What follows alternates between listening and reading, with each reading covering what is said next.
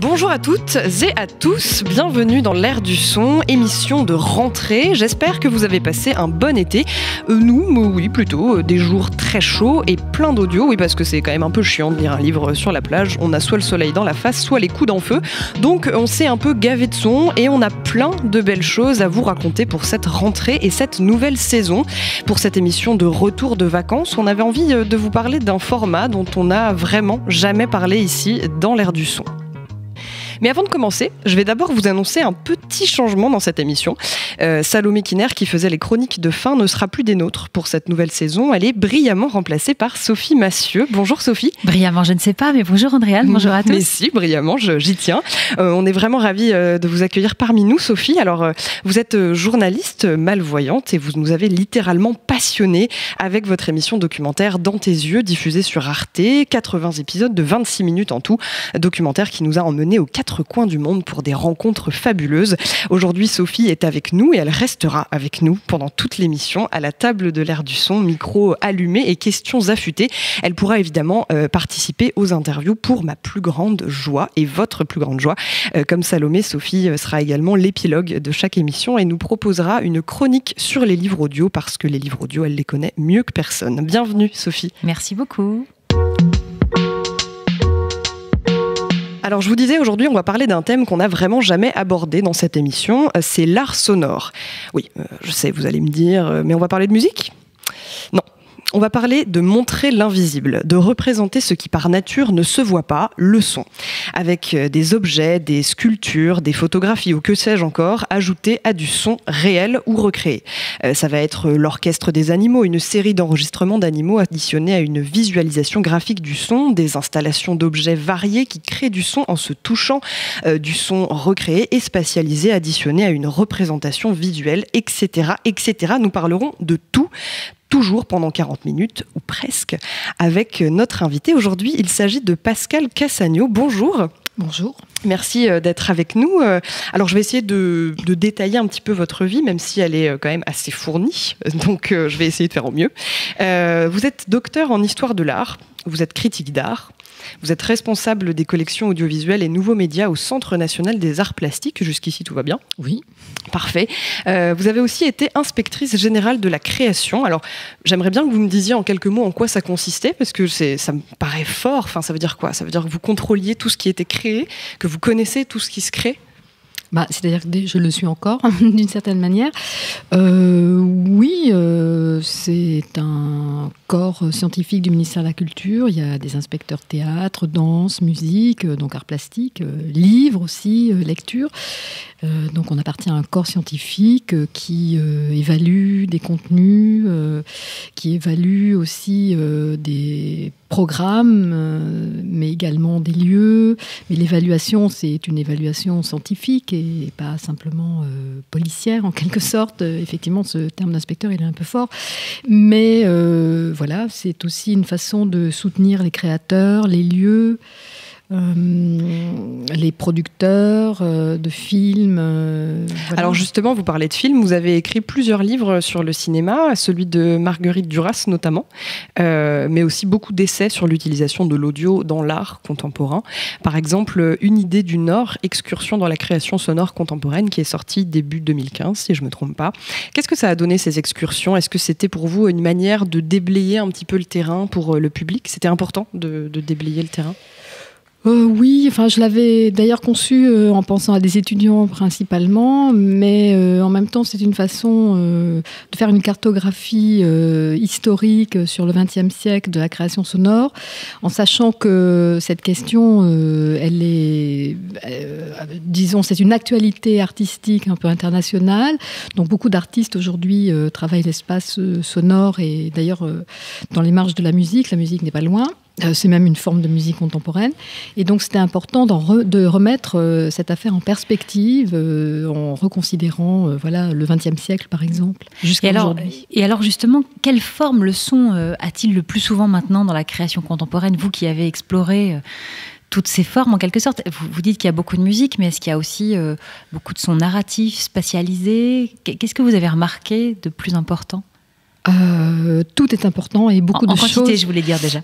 Non, c'est pas une question de quantité. Par contre, il y a une vraie diversité d'approche de la question du son, de la voix, du silence, puisque le silence est une composante aussi du bruit ou de la musique.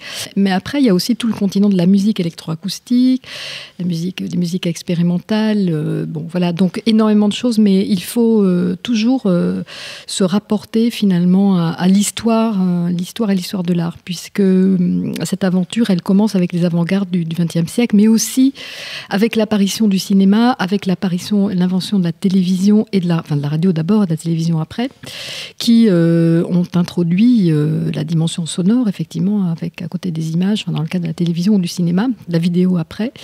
Donc toutes ces histoires, qu'elles soient technologiques ou artistiques, esthétiques, elles se croisent et elles créent énormément. Mais après, il n'y a pas de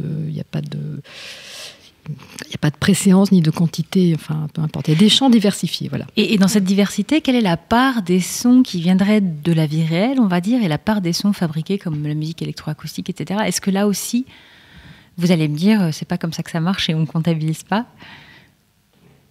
Non, on ne comptabilise pas, mais par contre, beaucoup d'artistes, ou même de musiciens d'ailleurs, parce que c'est une aventure qui est partagée à la fois par les artistes plasticiens, mais par les musiciens aussi, qui ont fait leur propre révolution. Il y a aussi... il faut prendre en compte l'histoire de la musique et comment l'histoire de la musique, à partir du début du XXe siècle aussi, est complètement...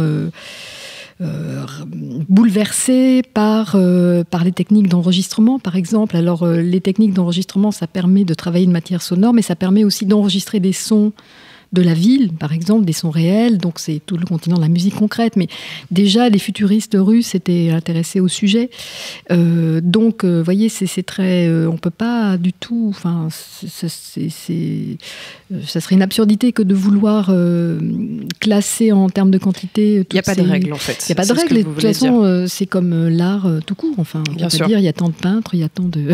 Alors, je vais juste continuer et terminer votre biographie, même si, bien sûr, je n'ai pas tout dit, parce que l'émission serait après beaucoup trop longue. En ce moment, vous êtes co-commissaire d'une exposition qui s'appelle Le Son Entre au FRAC de Dunkerque. Le FRAC, c'est le Fonds régional d'art contemporain. Ça a commencé à la fin du mois d'avril et ça dure jusqu'au 31 décembre. Est-ce que vous pouvez nous en dire quelques mots ? Oui, alors justement, à l'invitation de Keren Deton, qui est la directrice du FRAC Nord-Pas-de-Calais, et à l'invitation aussi du musée Le Lac à Dunkerque, le musée d'art moderne et contemporain, donc on a souhaité justement mettre en perspective cette question à travers des collections. Pour le Lac, c'était la partie plus historique et ça a été confié à Jean-Yves Bosseur, qui est quand même le grand historien de la musique contemporaine. Et pour le FRAC, on a plutôt abordé la partie plus contemporaine, donc une partie historique, une partie plus contemporaine, mais en mêlant des collections et par exemple à travers un regard croisé des collections du FRAC et des collections nationales et donc d'une partie dont je m'occupe. Alors on va y revenir tout à l'heure, mais d'abord on va écouter un extrait de À Pétrarque, mon journal intime sonore. C'est vous qui m'avez suggéré cet extrait. C'est une création de Jonas Mekas en 2003. C'est une production en association avec le Centre national d'art plastique et France Culture pour l'atelier de création radiophonique. Métro, New York City, 1968, 2 arrêts.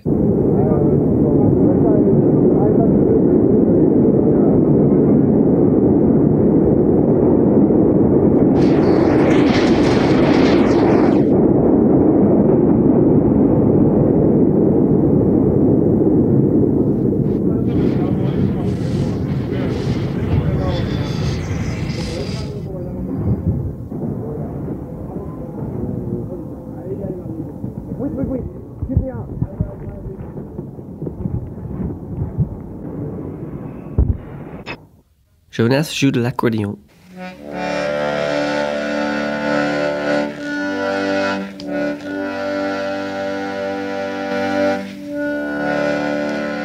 Alors ici, on est sur un art sonore sans images, c'est ça, sans accompagnement visuel. C'est un journal intime que l'auteur a organisé avec des sons qu'il avait lui-même pris. Dans quelle mesure ça se distingue ? Qu'est-ce que ça représente pour vous, un art comme ça ?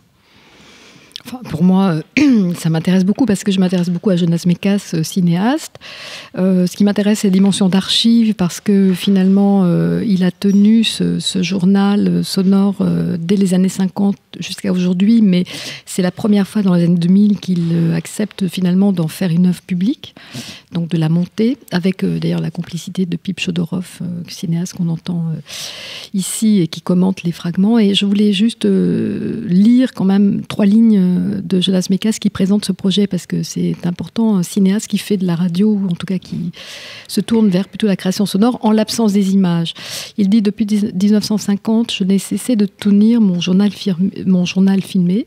Je me promenais avec ma Bolex en réagissant à la réalité immédiate, situation, amis, New York, saison. Certains jours, je tournais 10 plans, d'autres jours 10 secondes, d'autres 10 minutes, ou bien je ne tournais rien. La bande-son utilise des sons enregistrés à la même époque. Voix, métro, bruit de rue, un peu de Chopin et d'autres sons, significatifs ou non. Voilà, fin de la citation. Donc c'est intéressant de voir que finalement il adopte la même méthodologie que dans son cinéma, donc le montage est important, mais c'est une incroyable archive constituée sonore.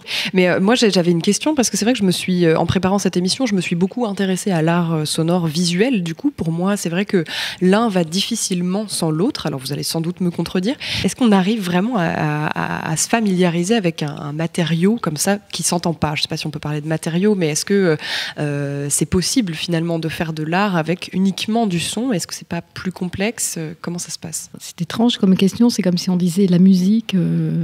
ça sert à... Enfin, voilà, qu'est-ce que c'est la musique puisqu'il n'y a pas d'image? Donc déjà... Mais de toute façon, la question des images, c'est bien Deleuze qui posait la question, qu'est-ce qu'une image et quand est-ce qu'on fait image?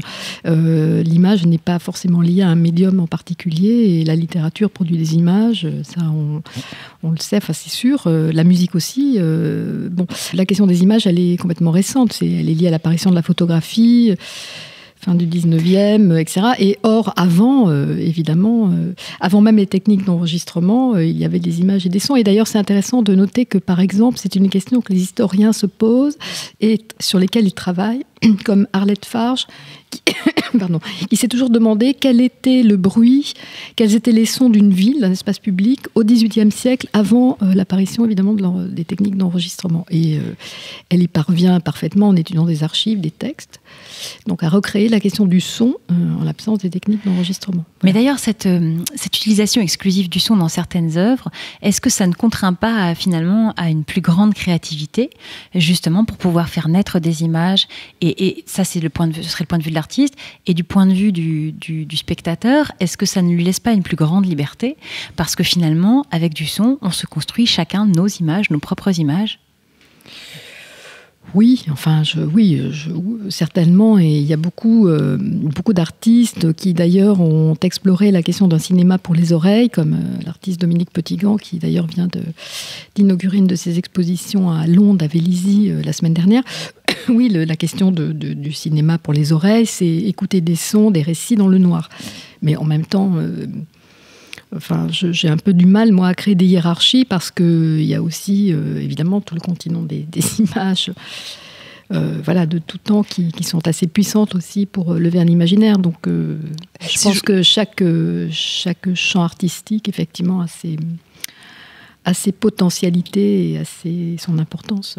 Si je vous demandais ça par rapport aux images à coller avec du son, c'est parce que dans mon esprit, je me dis que pour un conservateur de musée, par exemple, c'est pas compliqué d'accepter finalement que dans une exposition, on met à disposition du public une pièce vide avec uniquement du son, sans rien de palpable, on va dire. Est-ce que c'est pas compliqué dans un esprit de conservateur de musée d'accepter ça pour vous?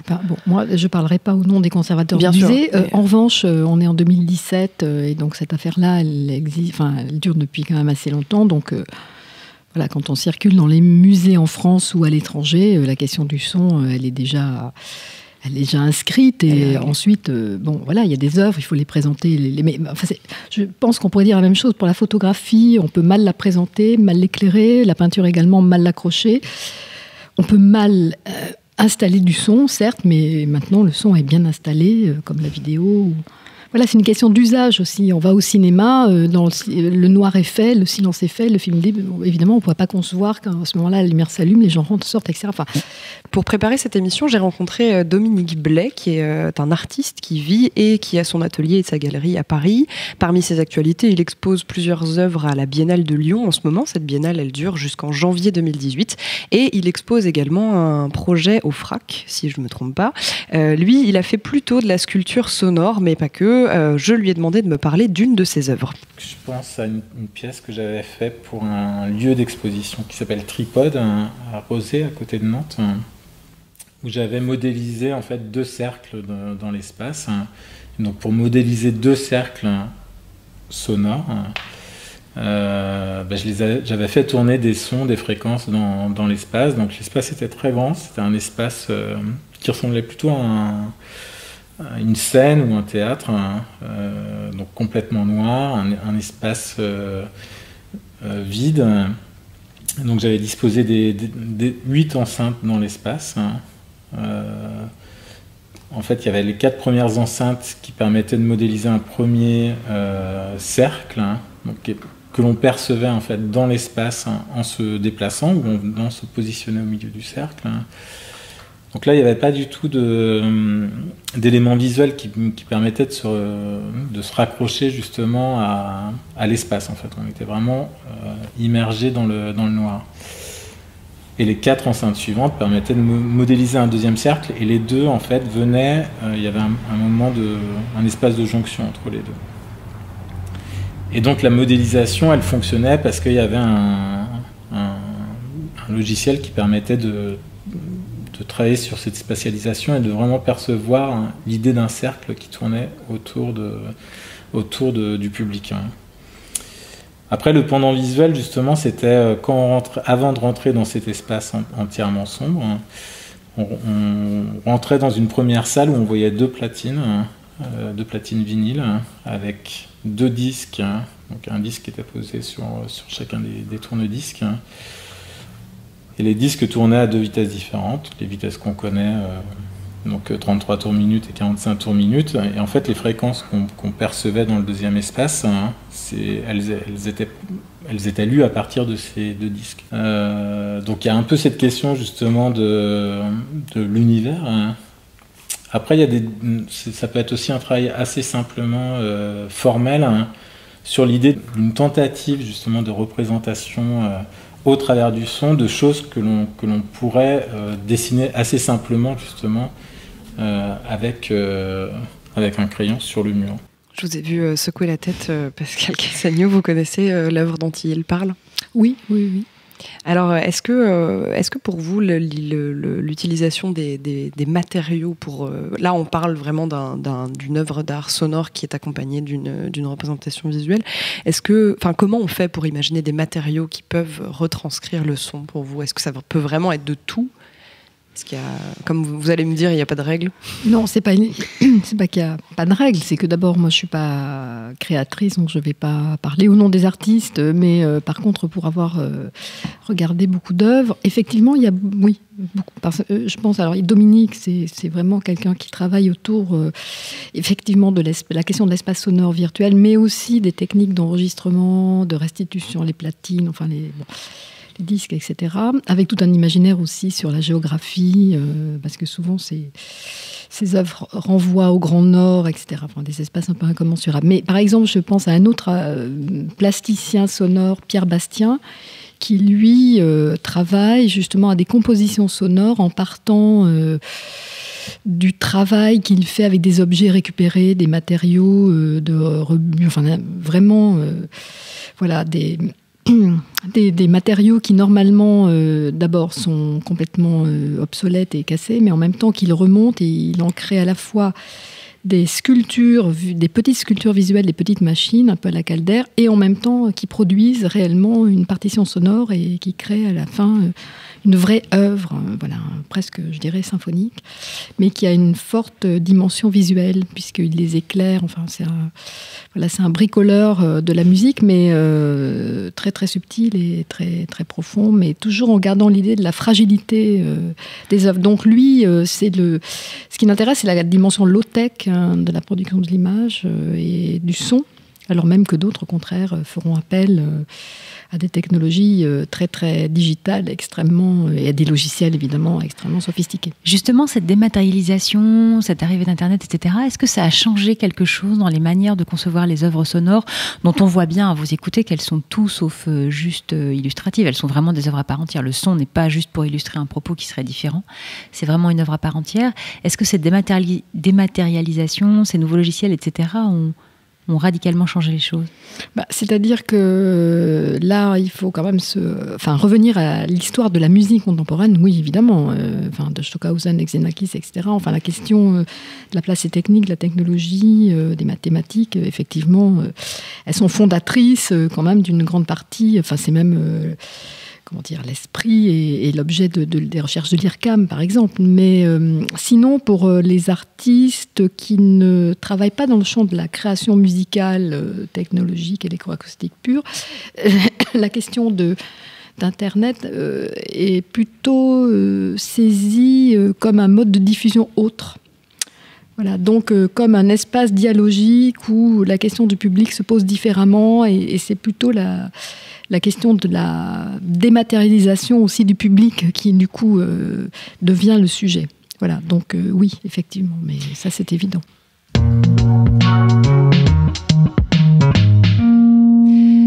J'aimerais bien avoir votre avis sur, Pascal Cassagno, sur le son en 3D.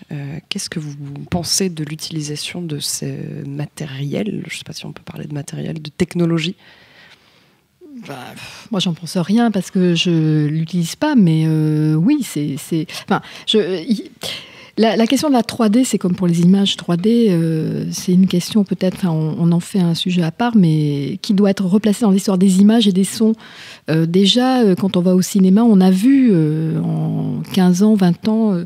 comment les projections, la question du son au cinéma est passée du Dolby, on a une sorte de son surround. Et la question de la 3D, c'est pareil, les images ou le son, oui, ça n'a pas tellement d'intérêt en tant que tel. En revanche, quand certains artistes s'emparent du sujet, là, ça devient intéressant, mais pas parce que c'est de la 3 dimensions et qu'on est dans l'espace. Troisième dimension, c'est la 3D, c'est être en effet dans une 3e dimension en tant que spectateur aussi, auditeur.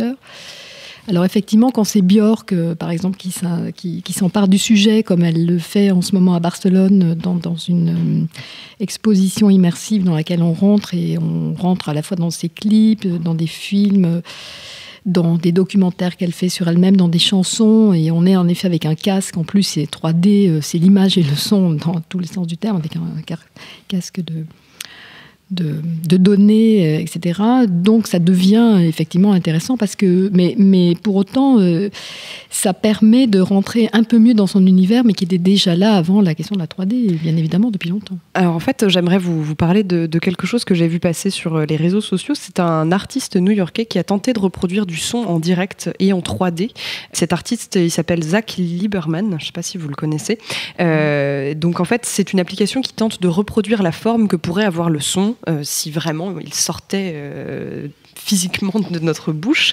Donc on le voit par exemple, on pointe le téléphone sur le visage de quelqu'un et selon les sons qui sortent de la bouche de cette personne, selon si elle parle fort, bas, aigu, grave, ça fait des pics, ça fait des traits plus ou moins longs, plus ou moins arrondis. Est-ce que pour vous c'est possible de représenter le son comme ça au plus naturel, c'est-à-dire celui qui sort directement de notre bouche ? Puisqu'il le fait, c'est possible.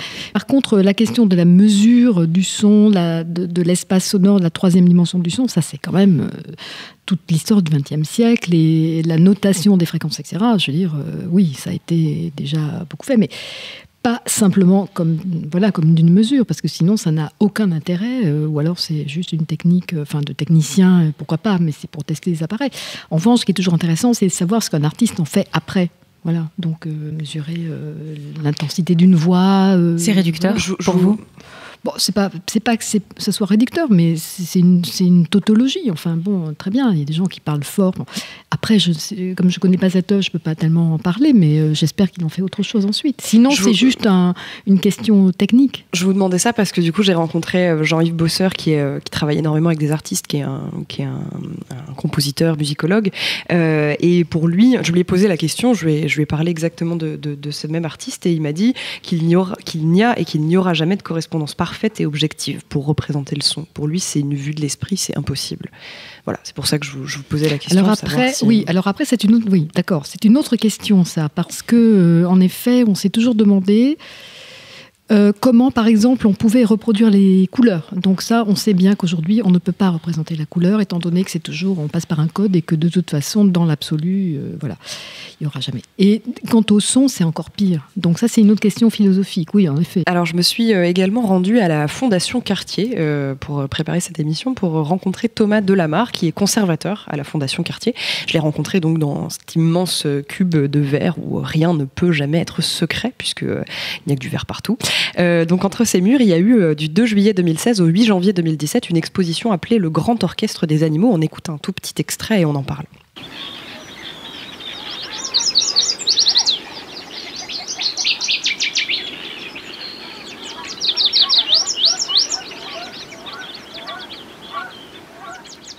Bon, alors voilà, vous allez me dire, des petits bruits d'oiseaux, on en entend partout, mais il n'y avait pas que ça. Le parcours de cette exposition s'articule autour de captations faites donc par un bioacousticien, Bernie Krause, qui a accumulé pendant 40 ans 5000 heures d'enregistrement d'animaux pris dans leur environnement.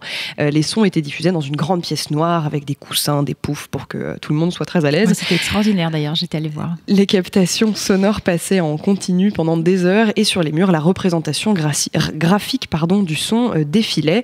Donc j'ai interrogé Thomas Delamarre à propos de cette exposition. On voulait créer un espace et les United Visual Artists ont travaillé avec Bernie Krause pour comprendre sa démarche et créer comme ça un espace d'écoute collective en fait. Et donc ils ont joué à la fois sur la mise en scène du son et une visualisation qui n'était pas une visualisation des lieux ni des espèces animales, parce que pour Bernie Krause, ça c'était une autre des données très importantes sur comment faire écouter le son. Pour lui, c'était très important qu'il n'y ait pas d'image réelle. On voulait absolument rester dans l'abstraction et en fait, ce qui était donné à voir et qui en fait, en quelque sorte, architecturait l'espace, puisqu'en fait, ça englobait les visiteurs, puisque ça défilait sur l'ensemble des murs de l'espace.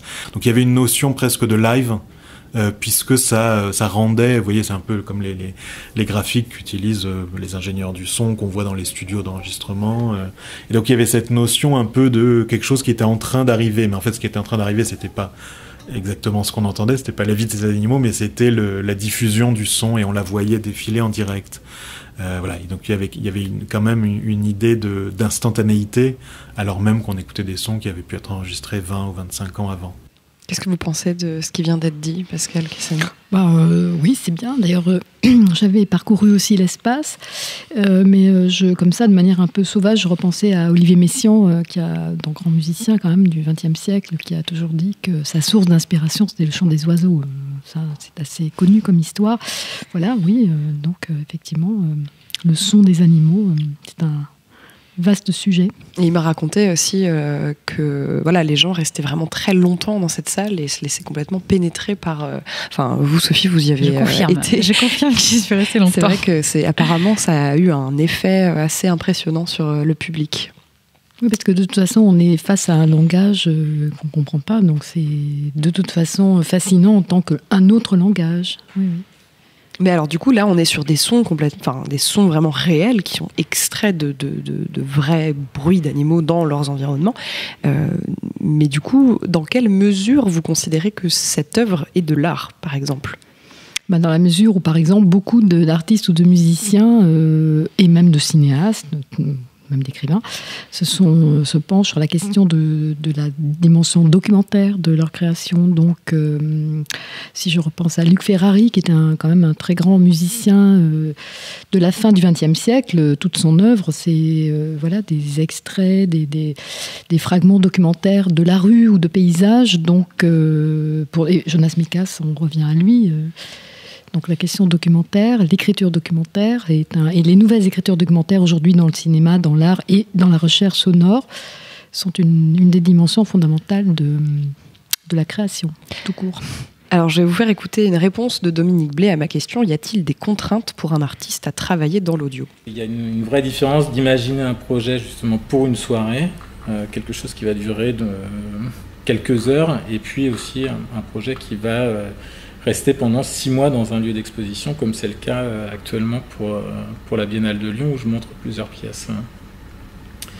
Et puis donc il y a cette question de la temporalité, mais la question des espaces. Et effectivement, est-ce que l'espace, c'est un espace qui est ouvert? Est-ce que c'est un espace, un petit espace qui va plutôt amener à s'interroger justement sur la relation au public, avec un public plutôt réduit? Ou est-ce que c'est un espace justement qui va être ouvert sur l'extérieur? Enfin, il y a plein de questions qui vont se poser. Donc la contrainte, pour moi, elle est inhérente justement à ma démarche. Et donc le son ne rajoute pas une contrainte supplémentaire. C'est pas comme ça que je le perçois.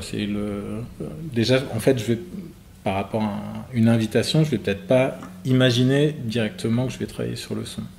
Je vais d'abord justement prendre en compte tous les paramètres, et en fonction de ces paramètres, je vais commencer à écrire un projet, et le son peut en faire partie ou non. Vous les comprenez, ces contraintes, Pascale Cassagnon ? De toute façon, l'art est un travail, donc forcément il y a des contraintes, quelle que soit la forme artistique choisie. Oui, c'est même pas des contraintes, c'est des conditions de possibilité, c'est une analyse d'un espace d'abord, ensuite d'une réponse. Donc c'est la réponse à un contexte, et ça c'est très important aussi dans le geste de la création. Mais en tout cas, ce que le propos de Dominique Blé nous permet de revenir à l'essentiel, j'ai un peu oublié de rappeler qu'effectivement, si on parle du son et du cinéma ou de la vidéo, on est évidemment foncièrement confronté à la question du temps. Et du reste, c'est bien ça la définition du son, et c'est ce que le son partage avec la création vidéo, le cinéma, la télévision. Donc les images multiples de reproduction et d'enregistrement, c'est la question du temps, et c'est vrai que on a... le XXe siècle aura été, a fortiori le XXIe siècle, mais aura été le siècle des arts du temps. Et c'est important de le rappeler. Ça, c'est un peu peut-être la différence avec les autres siècles. Alors, on le disait en début d'émission, au FRAC et au Lac de Dunkerque, 2 expositions explorent la relation complexe entre les arts et le son. Est-ce que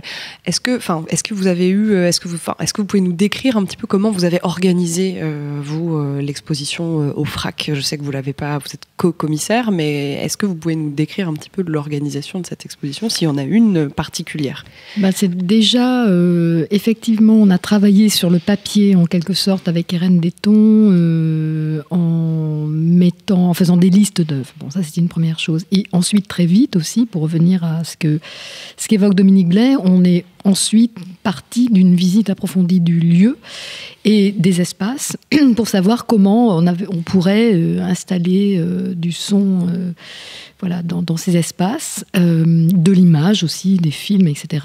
Et pour cela, on a fait appel un électro-acousticien artiste, Kervin Roland, qui est venu aussi refaire ce parcours avec nous, et donc qui a préconisé les installations des œuvres de façon à ce qu'elles soient le mieux placées dans un espace qui lui corresponde, mais en même temps aussi que la question de l'interférence d'une œuvre par rapport à une autre ne se pose pas, ou en tout cas se pose de manière subtile.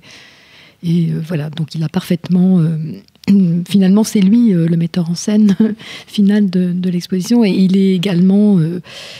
il est intervenu également au Lac, parce que la question était la même, se posait de la même manière. Et donc il a aussi travaillé avec Jean-Yves Bosseur. Alors justement, Jean-Yves Bosseur, c'est le commissaire de l'exposition au Lac. C'est aussi un compositeur, musicologue, comme je le disais. Donc on est sur quelqu'un qui connaît plutôt bien la musique. Mais surtout, il travaille énormément sur l'association donc de l'art et du son. Et ici, justement, il me raconte comment se passe la collaboration entre lui, musicien, et les artistes. Certains plasticiens, je pense par exemple à Michel Remeau, avec qui j'ai réalisé plusieurs livres d'artistes, est parti d'une de mes musiques, et donc il a inventé images, entre guillemets, à partir de ce qu'il avait attiré dans ma musique. Et dans d'autres cas, c'est le contraire. Donc, c'est ça qui est intéressant, c'est qu'à chaque fois, le rapport peut s'inverser. Il y a un échange de savoir-faire. Tout à fait, tout à fait. Alors, dans certains cas, par exemple, il y a certains artistes qui lisent la musique, d'autres pas. Donc, quand ils lisent, c'est encore un autre phénomène. C'est une collaboration qui se passe toujours bien pour vous, la relation entre musiciens, artistes. Est-ce que vous avez eu affaire à ce genre de relation, par exemple ? Oui, bien sûr. Et en plus, c'est une collaboration qui s'est également bien passée dans le passé. Et du reste, Jean-Yves Bosseur travaille aussi sur cette dimension historique de ces relations.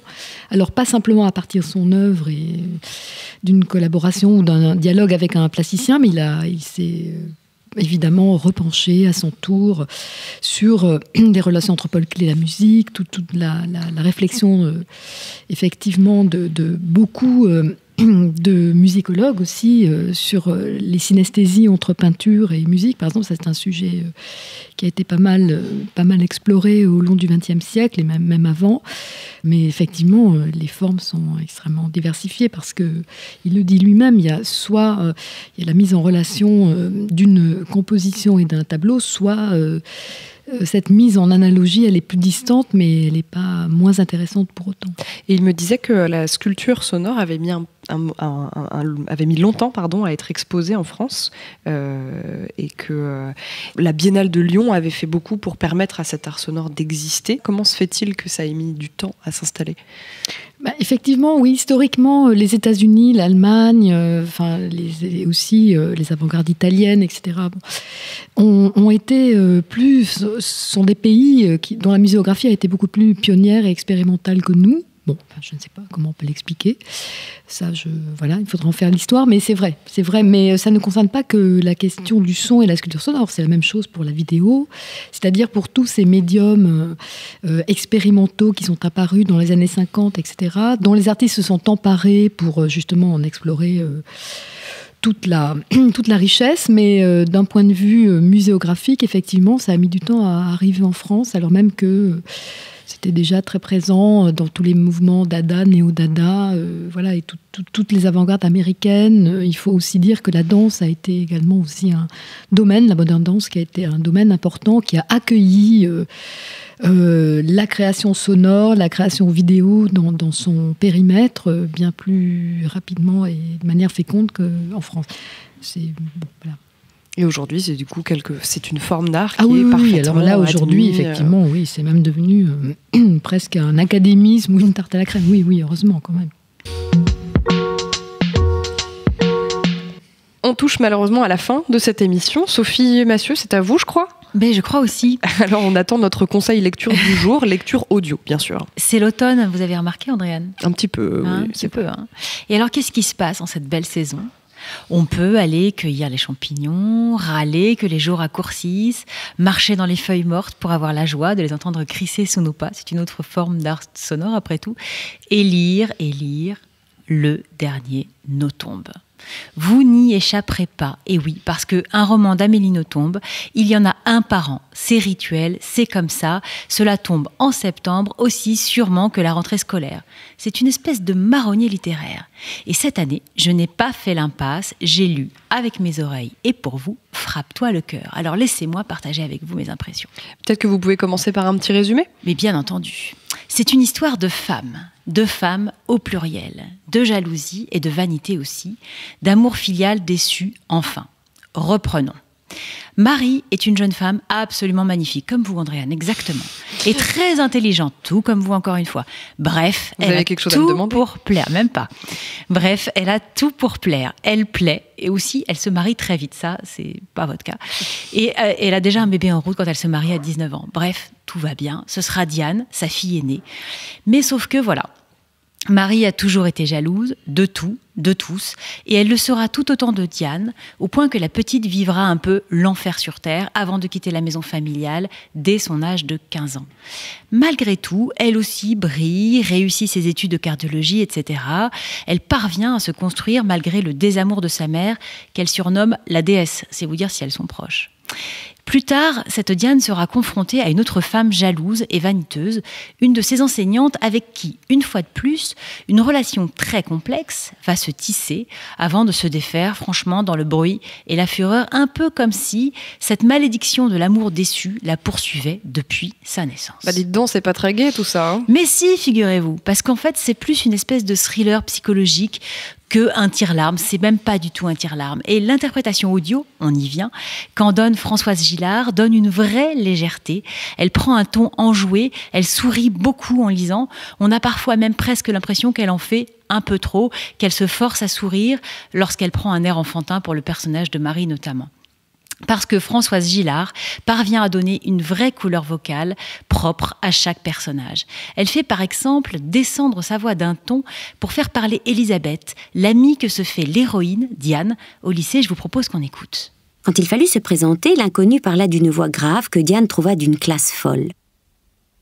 Elisabeth II. Des hurlements de rire saluèrent cette déclaration. Le professeur soupira. « Votre vrai nom, mademoiselle ?» C'est mon vrai nom. Mes parents s'appellent Monsieur et Madame II. Et comme ils ne manquent pas d'humour, ils m'ont baptisée Elisabeth. « C'est pour ça que tu te prends pour la reine d'Angleterre » cria quelqu'un. « Bravo, tu n'es que le 355e à me faire cette réflexion » dit-elle en souriant. Vous en pensez quoi, Sophie, de cette façon de modifier le timbre de sa voix pour incarner différents personnages ? Alors selon moi, c'est vraiment une bonne chose, une façon de garder intacte l'attention du lecteur, à condition de ne pas trop en faire. Et là, je trouve ça justement plutôt réussi. Alors, je n'ai pas du tout le même enthousiasme sur la petite musique toute sautillante qui ouvre l'ouvrage et qui sépare plusieurs plages d'écoute les unes des autres. Bon, de façon générale, je dois bien avouer que je ne suis pas très fan de musique dans les livres audio. Cela, à mon sens, coupe le fil du récit, surtout quand, comme celle-là, elle n'apporte franchement rien, à mon sens en tout cas. Écoutez plutôt.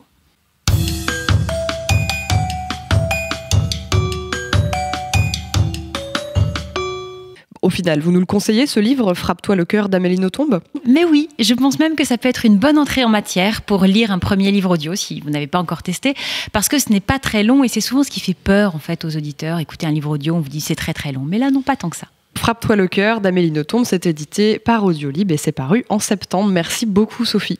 À bientôt.